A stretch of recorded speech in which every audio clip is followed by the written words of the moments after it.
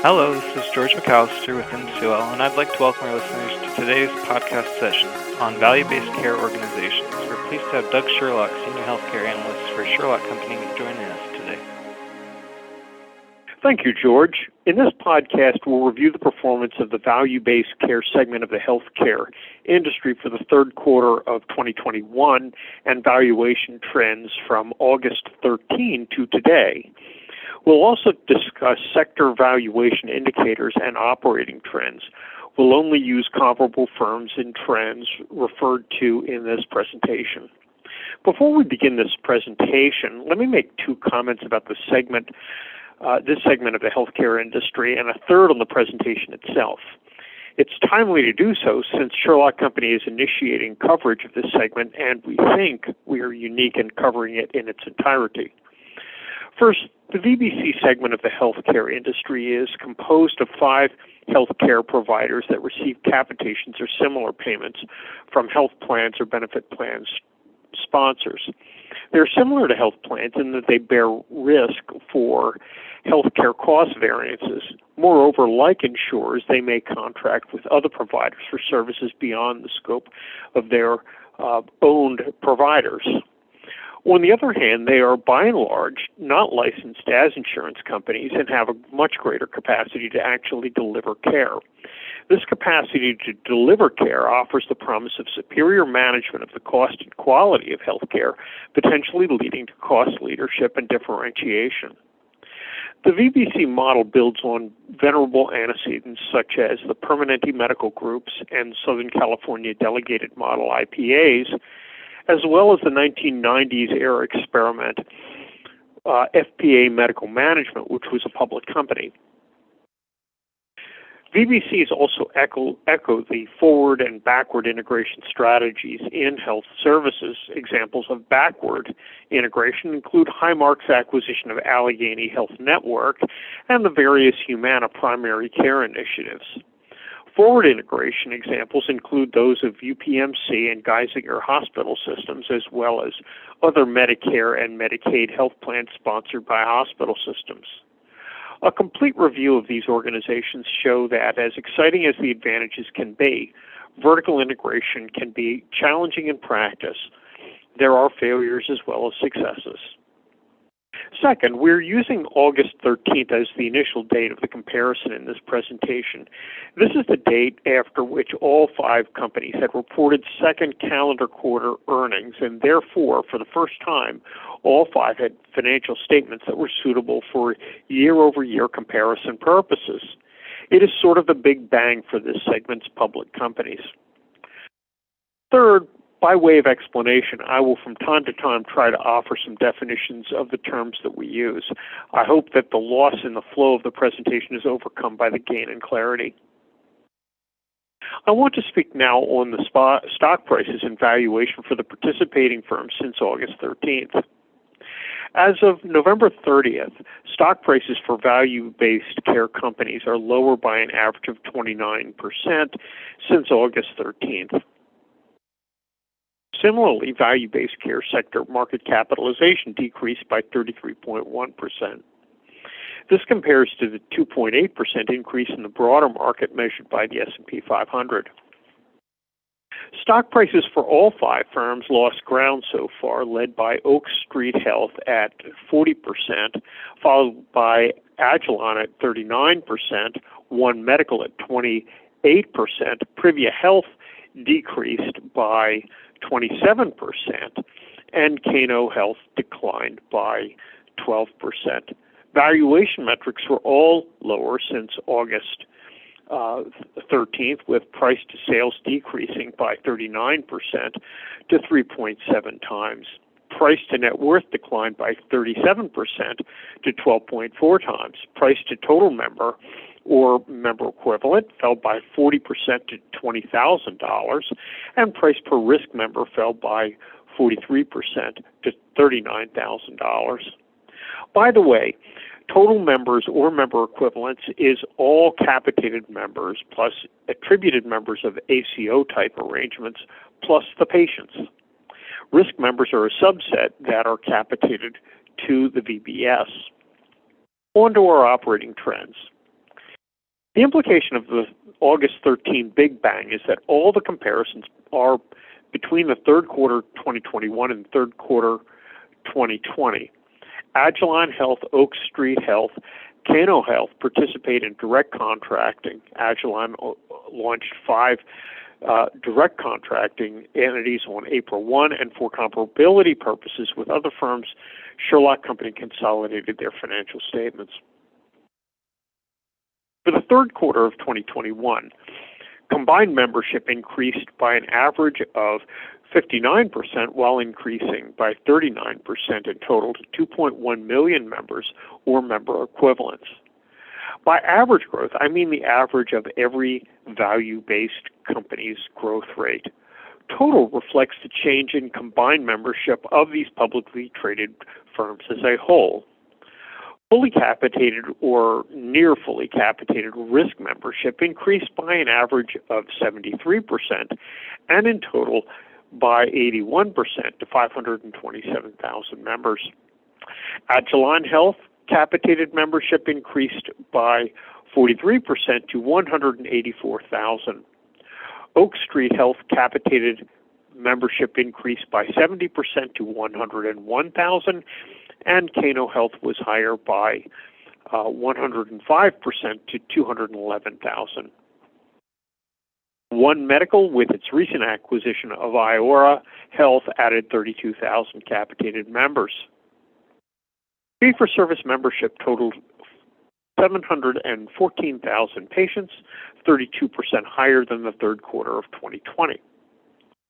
The total number of centers offered by this segment is higher by 66% to 400 centers.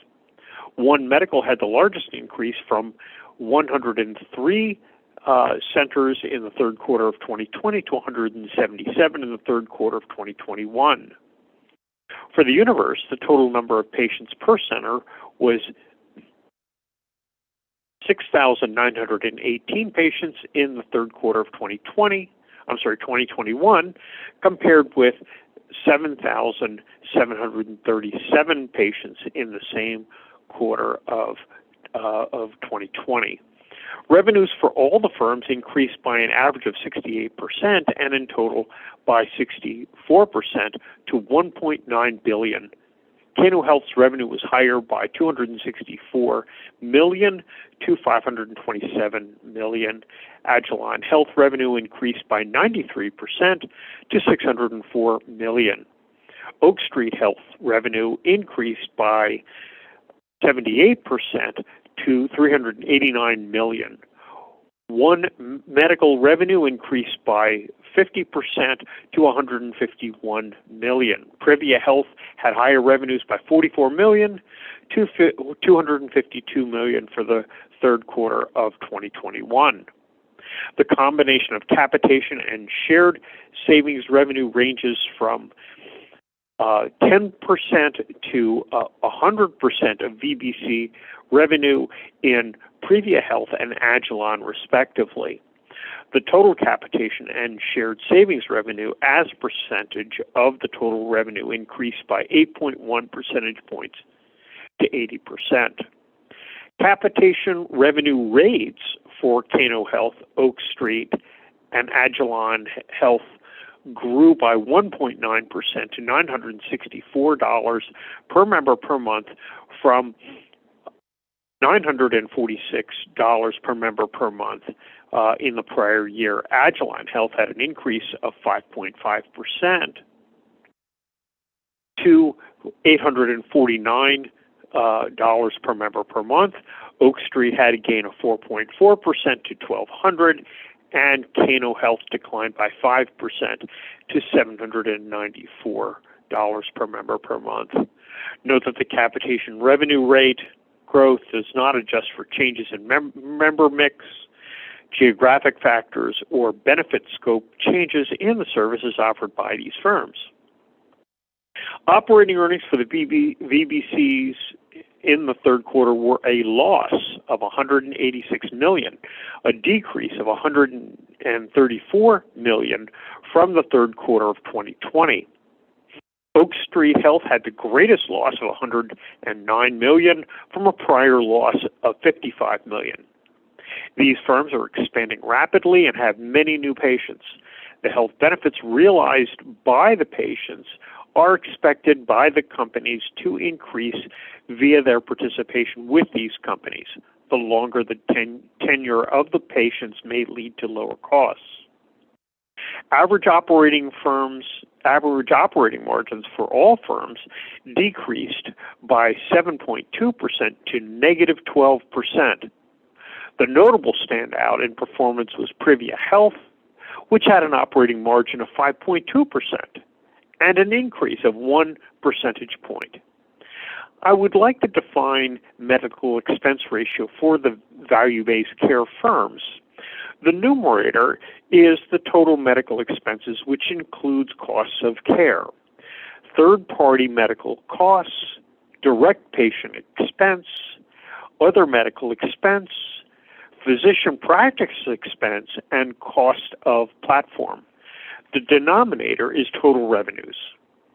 Essentially, this metric removes administrative expenses and focuses with as much granularity as possible on the expenses directly related to patient care. The average medical expense ratio was 87.2% for all firms, an increase of 4.8 percentage points from the same period last year. It is important to note that these 5 companies operate much different business models, and the ratio varies. One Medical, which is entering into the risk space, has a far lower medical expense ratio of only 69.1%. When One Medical is excluded from the universe, the medical expense ratio is 91.7% for the third quarter of 2021, 3.2 percentage points higher than the third quarter of 2020. The administrative expense ratio for these firms is calculated by dividing the total administrative expenses, including depreciation and amortization, by the total revenues. For this ratio, we exclude One Medical as its administrative expenses are 60.1% of total revenue. The average administrative expense ratio was 15%, a 1 percentage point decrease from the prior year. Non-operating earnings increased by $7 million to a loss of $37 million. Our calculation of non-operating income is the sum of investment earnings, income earned in non-health lines of business, less interest expenses. Net earnings for the third quarter were lower for the firms compared to the third quarter of 2020. Net earnings decreased in total by $153 million to a loss of $227 million. Oak Street Health had the largest loss of $110 million. I want to touch on some recent news because the industry is changing quickly. One Medical completed its acquisition of Iora Health on September 1st, adding 47 clinics and 63,500 patients. These patients are primarily capitated Medicare Advantage patients. 14,000 of these patients have original Medicare and are treated through fee-for-service payments. Iora states that almost 57% of these original Medicare patients are part of CMS's direct contracting program under Iora's direct contracting entity. This allows Iora to receive a capitation for these patients, notwithstanding that they are original Medicare. At the end of the third quarter, One Medical had 715,000 members, including 32,000 risk members and 177 clinics. Cano Health had 2 recent acquisitions as well after its completion of its special purpose acquisition merger on June 4th. On June 14th, 2021, Cano Health acquired University Health Care, a comprehensive primary care business, for $600 million. On July 2, Cano acquired Doctors Medical Center for $300 million. This primary care provider has 18 medical centers serving Medicare, Medicaid, and ACA individual members. At the end of the third quarter, Kano Health had 211,000 members and 113 clinics. Oak Street Health received a civil investigative demand from the United States Department of Justice on November 1, 2021. This investigation was whether Oak Street Health violated certain marketing regulations. Mike Picos, CEO of Oak Street Health, commented on the inquiry on November 18th at Wolf Research's virtual healthcare conference. He stated that these sorts of inquiries are relatively common among the industry. These channels are a relatively small part of our marketing effort today. To put it in perspective, they are recently developed and newish programs. Less than 10% of our new patients over the past year or so have come through these programs that have been referenced in the inquiry. It is not a major growth channel for us.